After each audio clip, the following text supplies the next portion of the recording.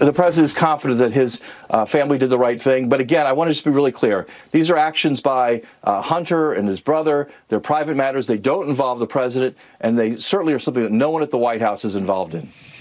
All right. No one in the White House is involved in, including President Biden. Sure. Joining us now, Senator Ron Johnson, member of Foreign Relations and Budget, and one of the key senators that's been trying to investigate this. Senator Johnson, welcome back, sir.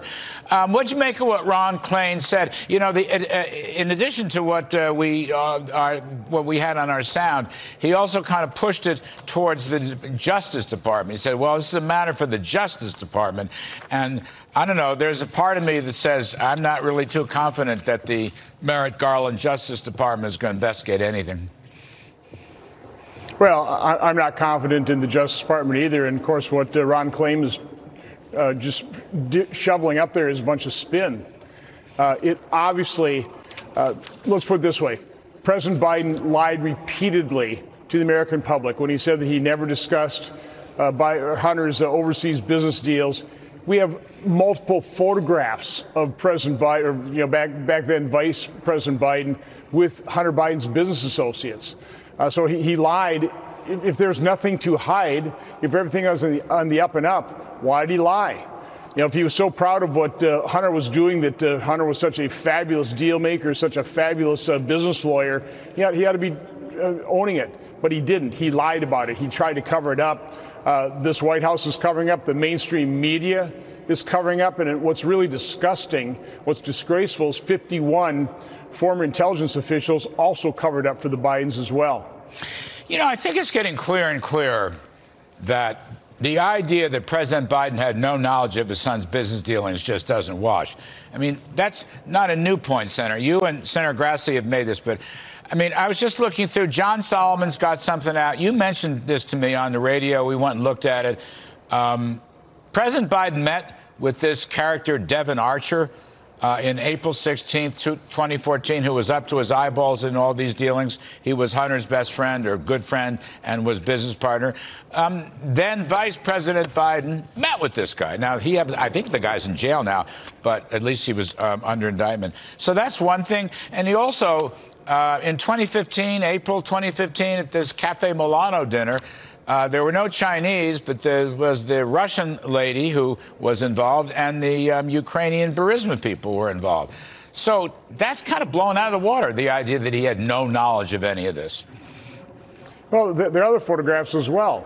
But if you really look at that timeline, 2 months after the Revolution of Dignity in Ukraine, Vice President Biden meets with Devon Archer, who is now a convicted felon. There's even some strange machinations in terms of his conviction and his sentence being suspended for a while until it was overturned by a higher court. But 5 days after he meets with Devon Archer in the White House, again, Larry, you know that's a pretty special meeting to meet with the vice president in the White House. 5 days later, Vice President Biden is jetting over to Ukraine. He becomes a point person for Ukraine in the White House. And then I can hear now. What's happening? Oh. I can hear you. Okay, just had something in my ear. But anyway, a day after Vice President Biden goes to Ukraine, Devon Archer is appointed to the board of Burisma. A few weeks later, Burisma announced that Hunter Biden has joined the board. This is right around the same time that the owner of Burisma, $23 million of his assets are frozen in the UK. I mean, all this happened within a short period of time. And of course, our primary government policy toward Ukraine was to help rid it of corruption. And this looks totally corrupt, all kinds of conflict of interest. But again, this is something the mainstream media completely ignored, overlooked, never asked Vice President Biden about that on the campaign trail. They're still not asking hard questions. They're just sloughing it all off, say, oh, this is a problem of Hunter Biden and maybe James Biden, but doesn't include the President of the United States at all. It absolutely includes the President of the United States. As Tony Bobulinski said, President Biden is compromised. I believe that's probably true. You know, it may have been out there, Senator. You may have mentioned it, known about it, but when I read this John Solomon stuff about Devon Archer, I mean, it just, to me, makes it so clear that President Biden, or then Vice President Biden, was aware, knew. I mean, that plus the Cafe Milano dinner. So he can't really make that case. The White House, I don't know, Mr. Klain wants to lie. That's up to Mr. Klain. But it's clearly a lie. The other point still, and this is where I keep saying, show me the money, and I know you're working on this, but we don't know yet, or let me phrase this as a question. Do we know whether Hunter Biden has divested his holdings from this Chinese company? Do we know how much money was originally paid out?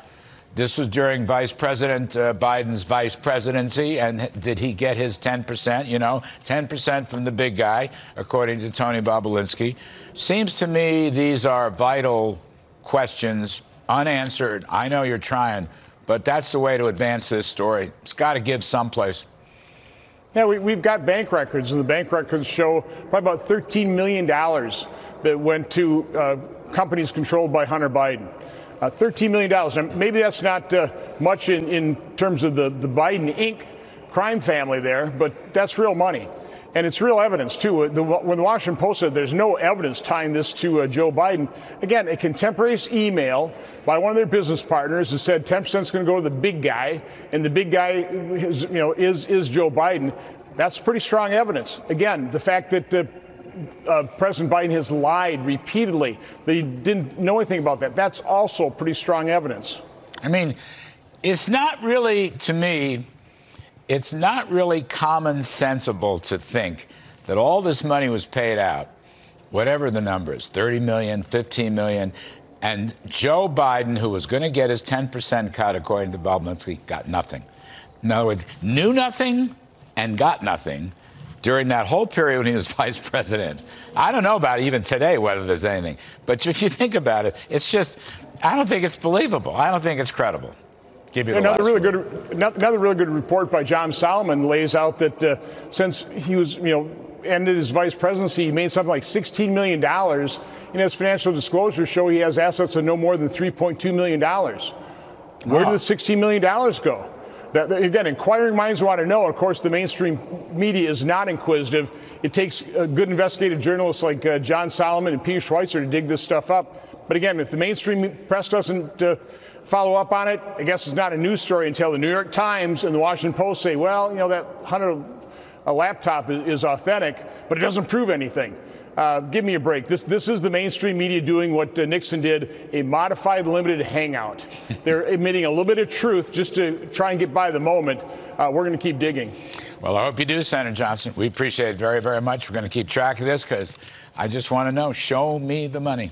Thank you, sir. Have a great day.